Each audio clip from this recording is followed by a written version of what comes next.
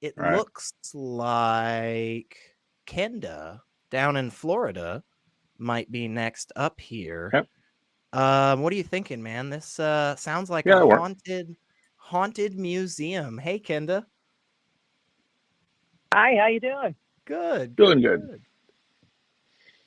good. Good. Sounds like it. Great show. Wh- Thank you. What uh what is this? What haunted museum? What happened?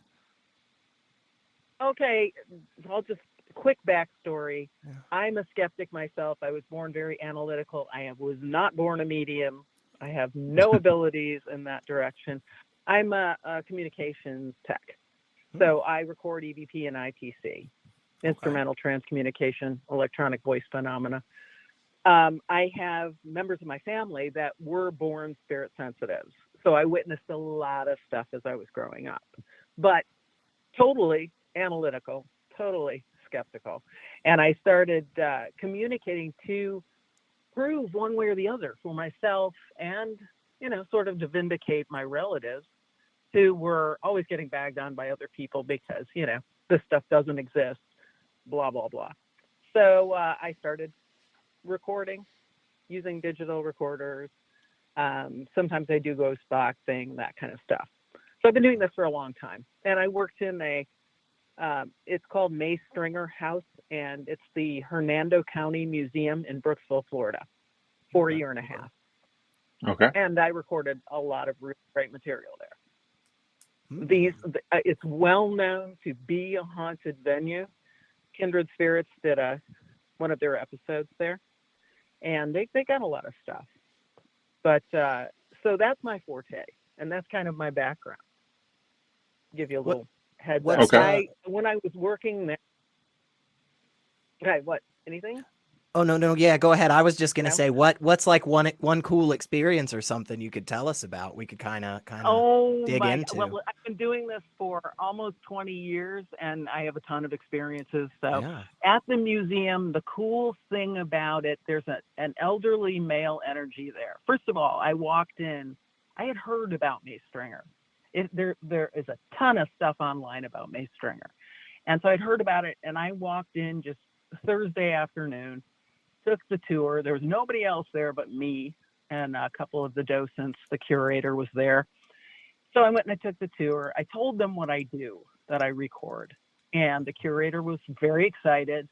And I was thinking I'd always wanted a lab to try this stuff out in a real way, Mm. repeatedly, not just a one off here and there. So I told her what I do. I asked her if I could record. She says, yeah, sure. I'm going to close up the house. You go anywhere you want and record. So I went to the second floor, went to the children's room, sat down on the floor, started shooting video, and I happened to have a recorder too, so I was recording audio. And when I got home and listened to the recording, they were talking right out loud. I've never heard anything like this in my life. I mean, every question I asked, they answered. I couldn't hear them at the time. It all showed up on recording. So it Hmm. was amazing to me. I mentioned to them I wanted to become a docent. Would it be okay? Female energy answered yes. This older gentleman, as I was getting ready to go, I had some stuffed animals. There's supposed to be a child spirit in the house. I had stuffed animals, and I was, oh, this is so cute. Oh, come and play with me, Jessie May, blah, blah, blah. So this woman says, Jessie May can't play with you. I mean, literally, they're talking out loud on the recording. It, it was ridiculous. It was the most ridiculous recording I've ever reviewed. Hmm. But the older gentleman, I said, I'm going to go now. I think I'll try and become a docent here. I hope it's okay. And just then you can hear him say, of course, I was talking to you, young lady, on the recording. So And this is on the I mean, recording, and you didn't hear any of this. Is that correct? Yeah, that's interesting. I did not hear it. They answered questions. Another spirit. Okay, let me just preface this by saying, I know you're going to ask me this, and I know it's going to come up. I don't know who I'm talking to. I don't know what Sure. it is. I can't tell you for sure it's a ghost. I mean, I've kind of come to terms with the fact that it's not in the room with me when it speaks, whatever it is. that it seems to be aware of what I'm doing. It seems to be able to converse with me in an intelligent fashion. They seem to be spontaneous responses. And, you know, I can't say for sure that this is a dead human. And I cannot tell you that this is a human. I'll be completely honest with you. I thought this stuff through. Yeah. So my problem is that anyway, you've got a voice recorder, and it works just like what the setup I've got. I've got a mic. It works off sound waves.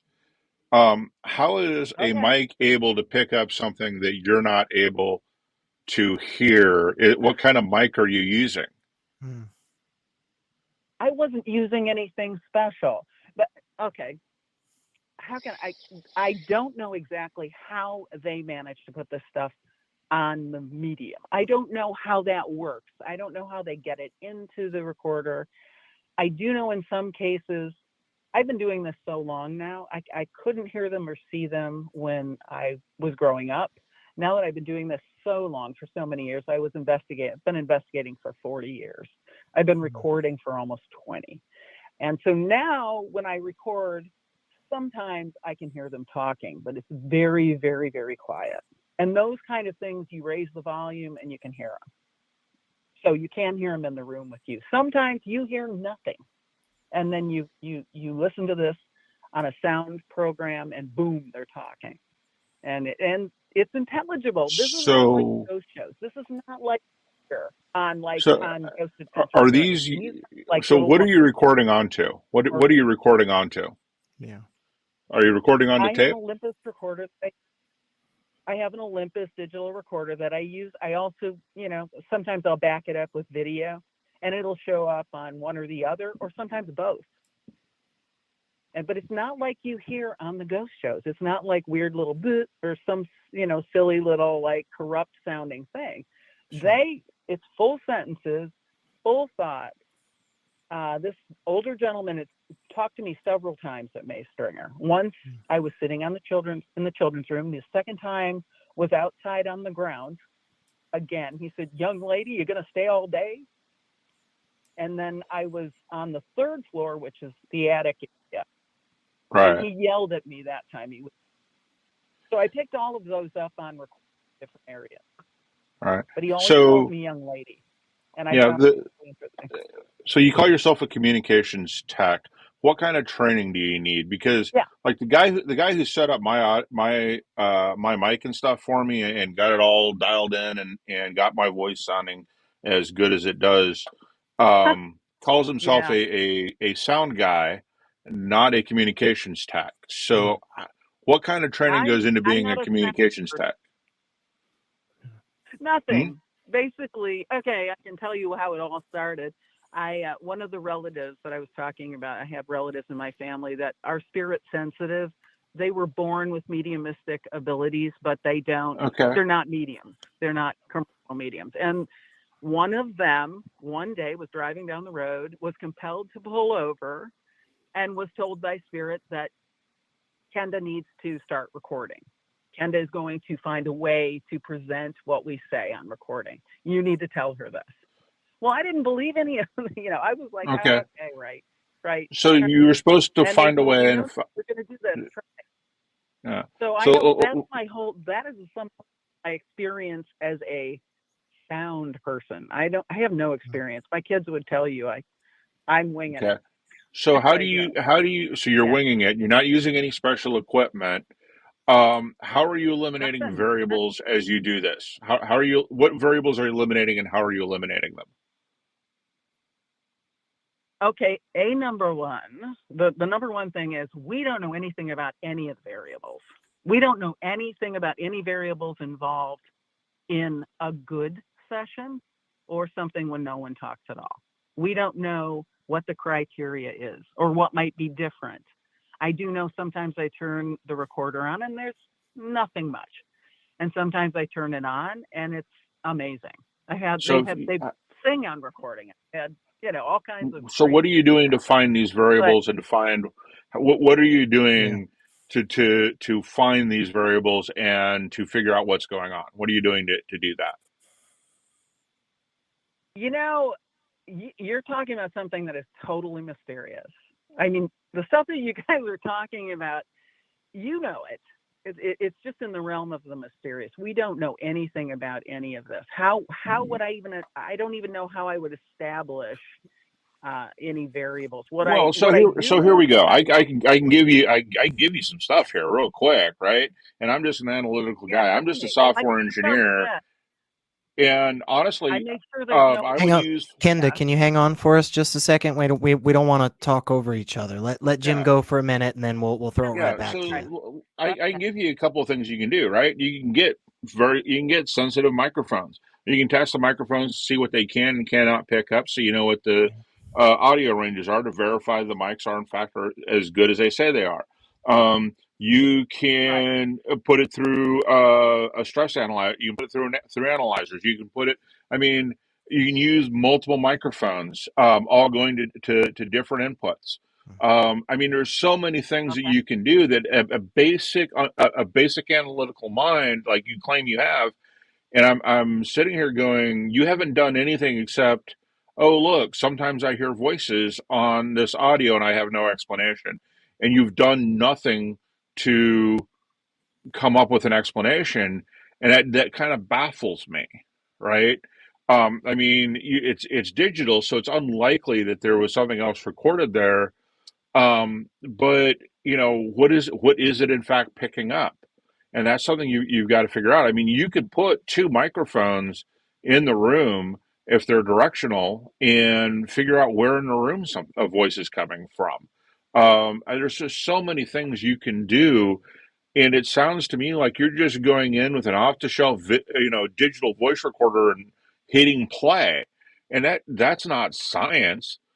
I mean, that's not anything. And I don't know why, I don't understand why this would convince anybody that what you're getting is real, because you're not actually trying to do anything. You're not trying to eliminate variables. You're not trying to eliminate, oh, hey, the digital voice recorder is actually picking up a cell phone signal, or some other weird audio thing that's going on. It's really, really hard to listen to what you're saying and hear you say you have an analytical mind and you've done zero analysis. Okay. Well, I can tell you, for me, the most important part of all of this is the information that comes through. I could employ a sound engineer or someone who would be, mindful of all of those sort of things. I'm more impressed by the information that comes through. I'm more impressed by hearing things that I'd have no way of knowing that are verified later, like precognitive things. And it's more about the information to me than it is about the technical aspects. So somebody is just playing with you, giving you stuff that they can Google that you think is nobody else knows, and they're simply playing with you. How did you eliminate that as a possibility? Okay, well, I'll give you an example. In December of 2019, I did a recording. I did a recording in my house, and it was good. They were talking on it. Fantastic. I did another recording on January 6th of 2020. Same deal. It was in my house. Just did a recording. There was some singing on that recording. So I took a segment of it and I uploaded it on my Facebook page. I upload a lot of my evidence on my Facebook page. It's just what I do. When we got into the thick of COVID around, summertime of 2020, I decided to look back and see if there was anything on the recordings that might have given a hint that this was coming, the pandemic. When I went over the December recording of 2019, there was a male voice that said, "Dudes, they're dying of COVID." Okay, December 2019. We hadn't had the first case of COVID. They hadn't even named it yet. And this voice said it on the recording. January 6th, we hadn't had the first case of COVID in this country. Nobody was talking about, in fact, Anthony Fauci has said that this would never touch the American people, ever. I don't even think Trump had stopped any of the travel from China yet.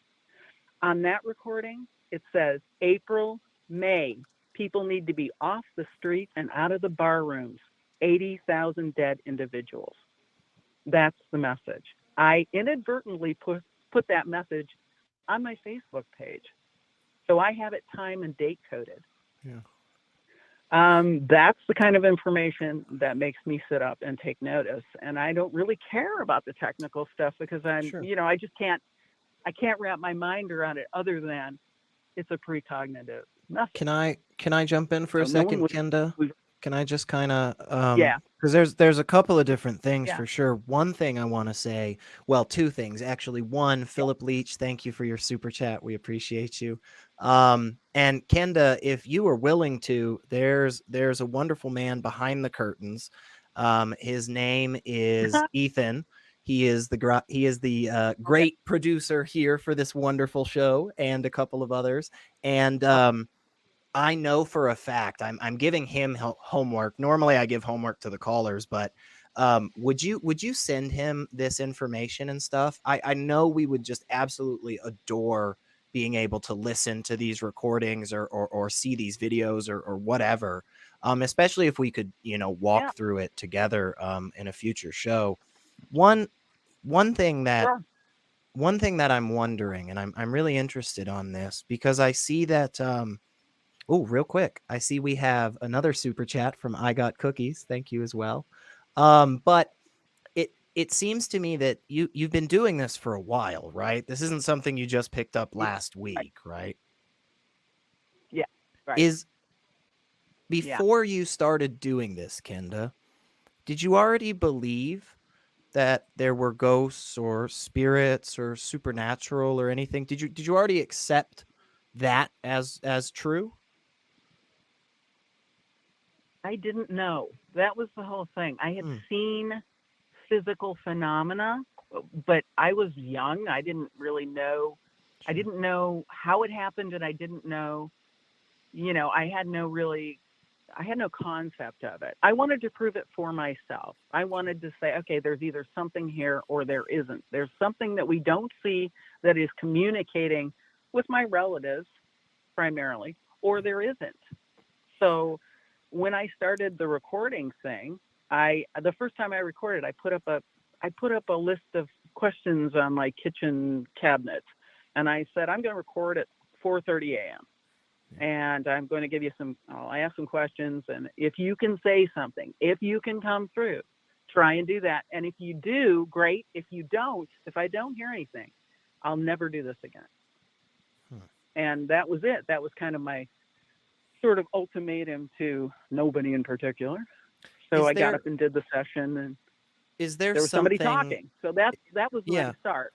Is there an experience that you could have, or maybe a test or just some box that's checked, all hypothetical, but is there something that you could think of right now that could maybe disconfirm this belief, or maybe just make you kind of go, that's shaky there. Is there something you could think of that would maybe, like, for instance, I feel pretty confident that I have some roasted chicken in my fridge. I'm almost 100% confident it's in green Tupperware. If I walked to my fridge and opened the door and there was not green Tupperware in there, I would feel pretty good about saying I probably don't have that roast chicken. Is there something like that you could think of maybe? Well, my problem is these things have happened so many times, and so much has come through that I'd have no way of knowing that. And you have to understand these, whatever it is, it's consciousness or whatever. Sometimes they speak in a voice with a particular vocal pattern, with that sounds like one person in particular. Sometimes they say their names. Are you saying, well, somebody's going to tell me, geez, it's just not true because X? Well, for instance, real quick, Kenda, for instance, let's say you do one of these recordings, and when you're going back and you're listening to it, not only do you hear an answer to your question, but then you also hear somebody go, "Hey, Joey, man, can you believe we're messing with Kenda like this?" And then the other guy goes, "Yeah, Bill, that's crazy. We love Kenda, but this is awesome." Like, if you heard that on the recording, would that like disconfirm for you? Would that make you feel like maybe this isn't real? Well, here's the deal with that. I thought of all this stuff. Here's the deal with that. I never record at the same time. So how would anyone know when I'm recording to do that? I mean, what would some idiot sit there, if I use a ghost box, they'd sit there for maybe 2 days waiting for me to turn the darn. No, they wouldn't. I'm not saying whether or not it. Hang on, Kenda. I think we're talking past each other just a little bit, and I want to clear it up, because I'm not saying that somebody is doing that. I'm definitely not saying that it's even necessarily reasonable that somebody does that. I'm simply asking you, if you go do a recording session tomorrow at whatever time, at whatever place, with whatever materials, and then you listen back to the recording and you hear exactly that, would that make you question whether or not the other recordings were real? Okay, so if I heard, and then some living person stepped out from behind the curtain and said, "Hey, you look like an idiot," that kind of thing? Yeah, like sure, somebody sure. would actually come to me and go, "Oh, you fell for it." That was sure. Yeah. That would make you kind of question these things? But that's what you're talking about, is if somebody like actually came up and said, "Hey, I was, goofing on you," all that. What? It would if it happened. If it happened, I'd say, "Oh, okay, so." Yeah, this is just a hypothetical game. I'm not saying that it is occurring. Yeah, somebody, sure. Yeah. Sure. Okay. Well, I think that's really good, Kenda. And here's why, because this was kind of like tying back, I think, to our first caller tonight, which we've had such wonderful calls. Thank you so much, by the way, for hanging with us. But I worry whenever we talk about aliens or Bigfoot or God or ghosts or a lot of these things, spirits, crystals. I worry that there are many of us out there that hold these beliefs, and we aren't interested in looking at things that might disconfirm that belief. And that was kind of why I asked that, because I wanted to know if you would actually be interested in learning, if it were possible. Again, I'm not saying somebody is messing with you, but I think it's really, really awesome and really valuable that you do still say, yeah, if one of my buddies came up to me tomorrow and just told me he was pulling my leg the whole time, like, I would start to question it. But I don't want to let you go just yet. I want to jump back over to Jim real quick. He's been quiet for a minute. What you got?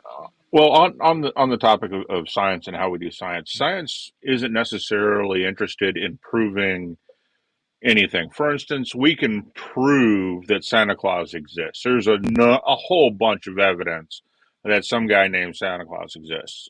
However, it's only when you start to disprove something that you actually start getting into the nitty-gritty and finding out that no, in fact, Santa Claus doesn't exist. And this is a concept called pseudoscience. And the word was first coined. I want to remember the philosopher's name here in a minute, unless someone pops it up in chat for me real quick. Karl Popper. That Karl Popper points out. And this is at the time when, Freud and Einstein were alive at the same time. And he's pointing out that Freud, in his hypotheses, he would bend the facts to fit his conclusions. And here you have Einstein waiting on data to come in to prove his hypothesis true or false. And he's not going to bend the data to fit his narrative. And Karl Popper calls what Freud was doing pseudoscience. And that is what pseudoscience is. It's simply bending the facts to fit your already drawn conclusions. Whereas when we do science, we try not to have preconceived notions of what's going on. We'll have ideas and then we'll attempt to test them. And the most important test we can do is to falsify what we think is going on. And so that is the most important thing that you can do. You can claim, all the prophecy stuff you want in this stuff, but prophecies are really, really tough to prove they're actual prophecies, especially when you say, well, I went back and looked at the data again and came to the conclusion that it was in fact prophecy. Yeah, hindsight's 2020. And you can do that. And this is why I was harping on what were you doing? How are you analyzing all this? I was trying to find out what you were doing to falsify it. And if you really want to know if what you're hearing is real, that's what you have to do, is you have to try everything within your power to prove it to be false, which means you need to study sound engineering. And actually, you don't have to go to school for it. There's enough stuff online, and everybody else has got stuff on there, and start eliminating things so that you can start to actually try to disprove your hypothesis. And if you fail, that doesn't necessarily mean anything. It's got to be done by multiple people, and then you've got to have something that is repeatable. So, I mean, I'm sorry, but this just isn't enough to come close to convincing me that you have anything but a bunch of really interesting stories and no idea how they actually happened. No idea how they happened. Yeah. I wouldn't say that. I have to say that I think all of this exists out of the realm of material science. And I think that's the big hiccup in all of this, is that none of this can be tested with experimental method because it just doesn't operate like that. Okay, so let me ask you this. Let me ask you this question. With the quantum, area. I mean, No. Don't bring up quantum. You don't even understand science well enough to say the word. I'm not bringing it up. I'm just saying, I'm just saying that it seems to me that material science there's no way, like I can't sit and have somebody tell me, okay, make them say the same word 8 times in one session. That just doesn't happen. That's not how So it what works. does that tell you? Yeah. What does that tell you? Well, I don't know. Okay, skeptics groups will give you a huge cash prize if you can exactly repeat phenomena 8 give you a lot of money in a session, 8 out of 9 times. They will do that. Yeah. But the point, it doesn't happen like that. So let me ask you this question. When in the last 1,000 years has a supernatural explanation for any phenomena trumped a scientific naturalistic explanation for that same phenomena? When in the last 1,000 years? I don't know. I don't even. Yeah, I don't. That's the problem. It's never happened. You're saying that it can't be true, but it can't be true if you look. I'm saying you have no evidence that it's true. I'm saying you have no evidence that it's true, and I'm pointing to someone's talking, someone's. Yes, that's all you have evidence of. You don't even have evidence that they're dead. You could be. I don't need to. You admitted this though, right? I mean, you're not sure if they're ghosts. You're not sure if they're aliens or what, right? It could be. Be somebody in another room that maybe the sound waves are just traveling kind of weird through the pipes or something, right? Like. It is possible that there are other answers other than a supernatural element, right? Because you haven't. You know what? I'm willing to. Yeah. You can say that, and that's possible. Sure. I just look at it like I said, to me the information that comes through is more interesting than having to try to jump through hoops to satisfy materialist science. I just don't care. The material aspect of it. Yeah. I don't care. And you can say, well, then it's nothing. But I don't think it. I guess I'm a little confused, Kenda. Because hang on just a second. I guess I'm a little confused because I'm not sure. I'm not sure, like, for me personally, as somebody, now I haven't heard the recordings, and again, I'd like to just say, please, at the end of this show or tomorrow or something, make sure to reach out to Ethan Micheal, the guy behind this wonderful channel. We would love to hear those, and maybe if I heard them, my mind would change. But I don't feel like I'm jumping through any hoops to accept the material world. I think it's just kind of what is here in front of me, and I think, I'm not sure, but I think I'm pretty open to there being what I like to call funky weirdness that happens in the world.